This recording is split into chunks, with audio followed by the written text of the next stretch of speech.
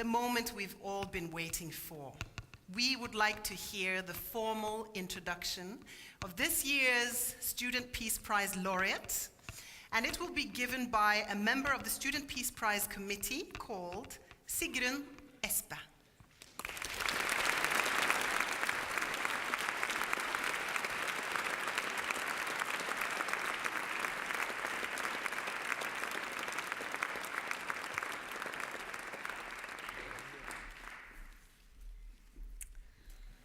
Dear everybody, my name is Sigrun Espe. I am the president of SAI, Students and Academic and Development Organization here in Norway. And this year I've had the great honor of chairing the Student Peace Prize Committee. We were presented with some very good candidates, nominated by people from all over the world. And after careful consideration, the committee decided to award the prize for 2009 to El-Kuria Rabab Amidan for her work with human rights in the Sahrawi people. When presenting this winner, first of all, one must of course consider the context of Amidan's work, the Western Sahara. Morocco claimed this territory before Spain withdrew in the mid-70s. In 1975, the International Court of Justice in Hague accepted the independence movement's claim for self-determination. Morocco, however, did not accept this, and the conflict between the two parties escalated. Many Sahrawi were driven east into Algeria, and approximately 170,000 Sahrawi still live in refugee camps in the middle of the desert.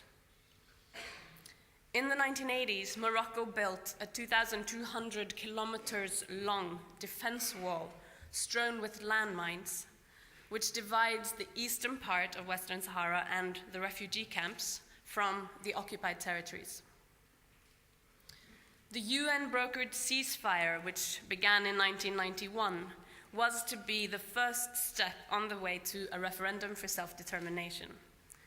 But up until this day, no such referendum has been held. And over to the winner. Rabab Amidan is a young Sahrawi and has worked to highlight the many human rights abuses against the Sahrawi people in general and against students in particular. There are no universities in the Western Sahara, and Sahrawi students are met with a lot of discrimination and abuse at the Moroccan universities. Amidan has herself grown up in the occupied territories of Western Sahara and has experienced a lot of the oppression in many different ways. As a student in Morocco, she has become more and more involved in the human rights struggles of her people. Because of this work, she and several members of her family have been attacked and have actually been tortured. In spite of the constant threats of abuse and of persecution, Amidan has continued her work. Amidan stood out as an exceptional candidate for many reasons. I want to mention two of them here today. First of all, Amidan has managed to build up quite an extensive international network, both in Norway and in other European countries. Here in Norway, all the political youth parties, as well as a lot of different organizations, has gotten involved in this case.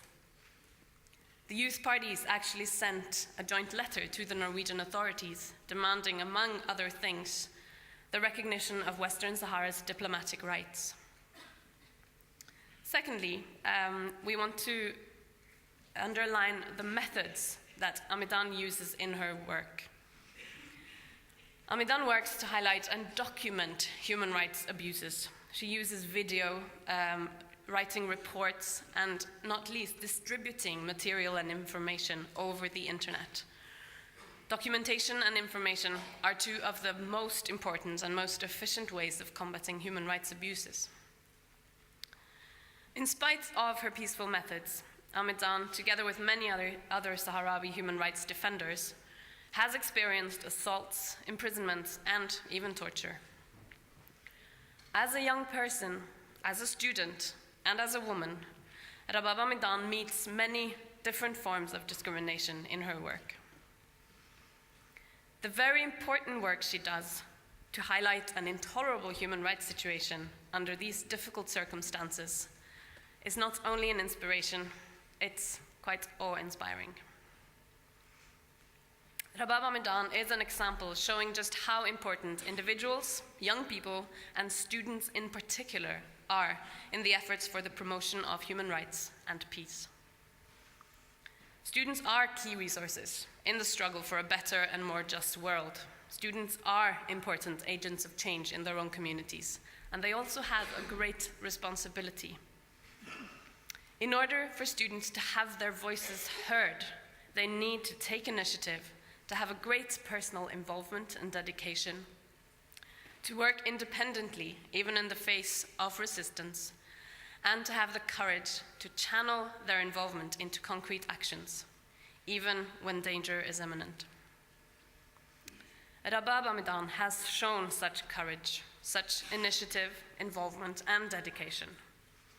She takes advantage of her education to reach out to the international community, to create bonds with students and others, which can be a great tool in her work for human rights, also in her work for students' rights, for the Sahrawis' rights for self-determination, and for a peaceful solution to the conflict. Considering all this, the Student Peace Prize Committee finds El Kuria Rabab Amidan to be a very worthy winner of the Students' Peace Prize 2009. We hope and believe that this prize will be an encouragement and a contribution to further human rights work and to a peaceful solution to the conflict in Western Sahara, for the Peace Prize winner herself and for other Sahrawi who stand alongside Rabab in this peaceful fight.